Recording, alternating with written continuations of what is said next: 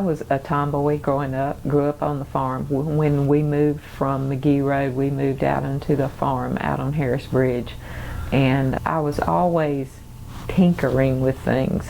When my grandfather worked at T. Reed McCoy right across the street, he was a cabinet maker, a builder for T. Reed McCoy.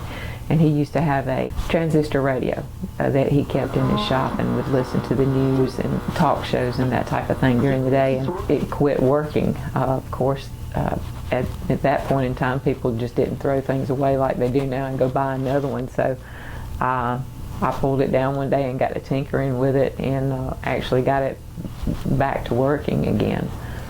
Growing up on the farm, we were always messing with tractors and bush hogs and cars and trucks and everything else. Went to Anderson for about 3 semesters. Decided that I was head over heels in love and wanted to get married, and got married, quit school, and went through a divorce about 12 years later, and decided to go back to school because I was working at the post office at that point in time. I was a part-time flex, so I would work odd hours, go in at 4 a.m. to process the mail, come back out at 8 once the mail was done, then go back in and work the counter or run a route, and then go back in the afternoons and close up. So it was not, the hours that I had was not conducive to being a single mom raising 3 kids. So I decided I needed a more stable work environment and went back to school. Went to Tri-County, ended up going into industrial electronics. And what led you in that direction? At that point in time, industrial electronics was the field that had the greatest hiring ratio coming out of it. Their graduates were in demand. And of course the pay was not bad either. So traditional women's jobs just did not appeal to me. I'm not a caretaker, can't be a nurse. Bless those that can, but that's just not me. Not a teacher, don't have the patience. I'd much rather work with electronics and or equipment. I left tech, went to work for a major manufacturing company as a maintenance tech. That didn't work out. I just didn't like the hours, didn't like the environment that I was in. And then I went to a smaller business that was not far from home, working there as a general laborer and also as a mechanic. I helped work on some of the electronic machines they had there. Stayed there about 2.5 years, and then Bell South at the time was hiring, and I knew that they had better wages and had a good track record of longevity. So I applied to Bell South, and it was a long drawn out process at the time. There were actual physical requirements that had to be met. I actually went to Columbia and spent a day doing a physical abilities test. There were also electronic tests that I had to pass. And your first job here was what? I was in installation and repair. I trained to go into people's houses and actually install or repair the phone lines that were already installed. Prior to that, or at some point, your training involved learning to climb a telephone pole. Yes. Tell me about that. And I'm sure that as you look behind you, there were all kinds of girls going up the pole with you. Actually, one of my instructors was a female, but there were, I'm pretty sure I was the only female in the pole climbing class. And they, part of the curriculum now is they still send people to Atlanta. There's a pole climbing yard outside of Decatur, and we spent the better part of, I'm thinking, 6 weeks there, going to pole climbing installation school. I'm thinking it was the better part of 6 weeks. At that point in time, Bell South actually owned a hotel called the EPLC, where they had a learning center, and then the pole yard was not far from there. So you went and stayed at their hotel and did all your training. Walk me through learning to climb a pole. Most important part is fitting your gaffs on. There's what they call the 3-point contact. Out of 2 hands and 2 feet, you always keep 3 of them on the pole. and it's basically a very slow process. You've got your safety belt. Of course, when we started climbing, you climb 2 or 3 feet off the pole, practice climbing. I mean, and you were literally worn out every day because you would that's all you did is climb up and down, up and down. And then once you started getting the feel for it, you would go further up the pole. But I mean, they would have people standing under you watching.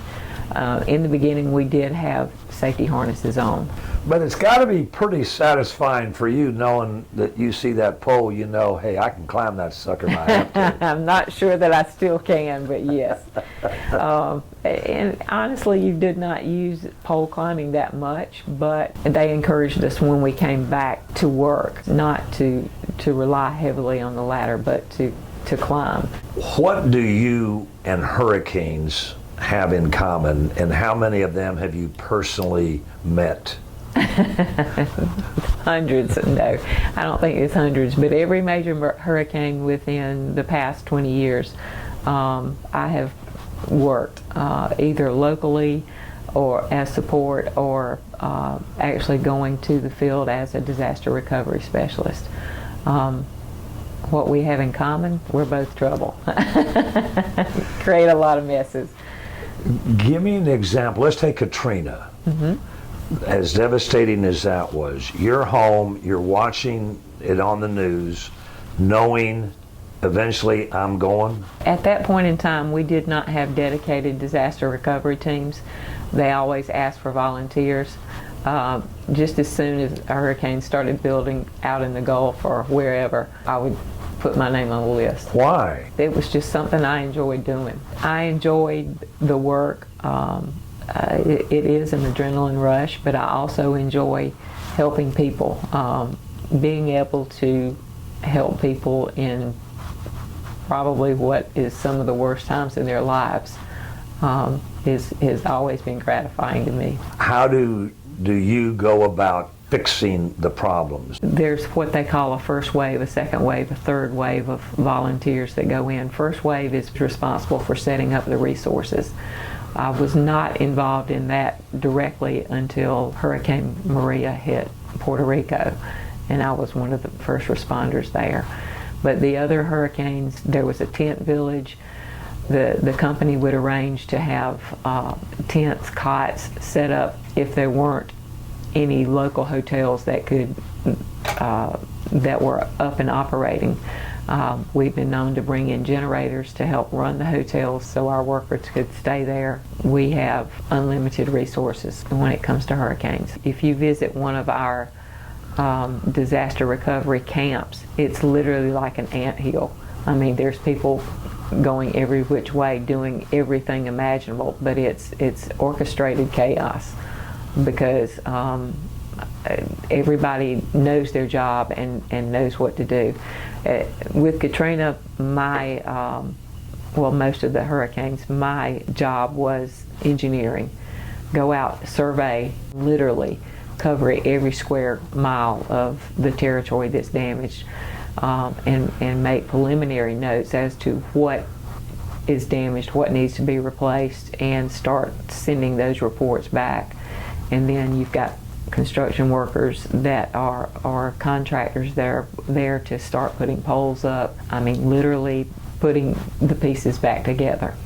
Nothing is truly wireless except satellite, even though we do rely heavily on cellular service. Nowadays, more so than hardwired copper, you've got something that connects that cellular service to the network. There's fiber, there's copper, there's something that goes back to one of our electronic boxes, which ultimately leads back to the central office or some of our switching stations. So there'll always be some physical connection there. Put service back together, there's always gratification there. And when you work with people that closely and for those many hours and going through what we go through, you build a sense of family. So it's a two-edged sword. You're ready to go home and see your real family, but you hate to leave the people that you've made really close connections with.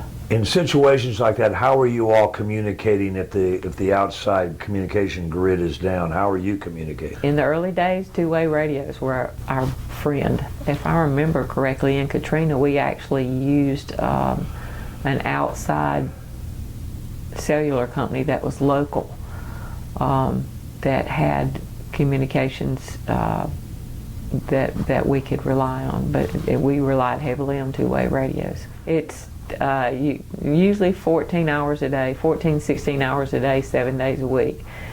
They did break us every other weekend, one day, if we could. If, like in Katrina, I don't think they broke us for the first month or two. We worked round the clock. It's hard work, but it's gratifying work. Why is AT&T going to Puerto Rico? At that point in time, AT&T had purchased the cellular service on the island of Puerto Rico. So it was one of our entities. Okay. There was the local hardwired service belonged to another provider, but we provided cellular service there. The entire network on the island was down. Again, it was a volunteer thing, but because I had a lot of experience and was always willing to go, and spoke a little bit of Spanish. I was one of the first ones to be called up for that job. One of the local directors out of Tennessee actually he was heading up the effort, and then on the construction side of the house, and then the director in North Carolina was heading up the engineering side. And I was acquainted with both of them, having done disaster work before, so I got the call early on that one. How'd you communicate down there? We drove to each other. Really? Literally, yes. I mean, you would be out, when you left the hotel or left the construction work site, you were basically without communications because there was no network. And did all this stuff have to be imported from the mainland? Yes, they started even before I took a commercial flight there, but they actually had some of our private jets ferrying people over there when we could not get over on commercial airlines, but they were sending barges full of equipment from Miami. That was one of the most challenging hurricanes, simply because of getting resources. When you're here on the mainland, somebody can always get material to you. There, with the ultimate devastation to the airports and everything else, we were loading barges full of trucks, equipment, tools, resources, food, water, everything, and sending them out on a daily basis from Miami to San Juan. In closing, tell me about this video that you were asked to be a part of on behalf of AT&T. I had done another clip for a trip that I had made internally for the company. One of the corporate communications directors liked my story and asked me to be part of a video series called I Am, Empowering Women. It debuted on National Women's Day, and there was a video that went out highlighting women of AT&T, especially those in non-traditional fields. And I was excited to be a part of that. In looking at the video, if I recall correctly, you're the only one working. You're under a truck. You're climbing a ladder. You're going up a pole. The others, most of the others in the video series are executives. Right. Yes, I am the one with the boots on the ground.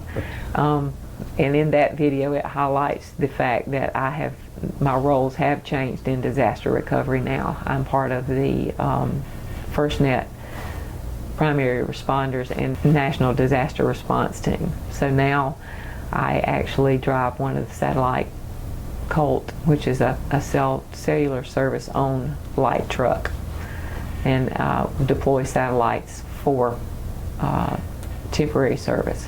Helping people in some of the worst times of their lives has been my life's mission, and working for AT&T just happens to be a part of that.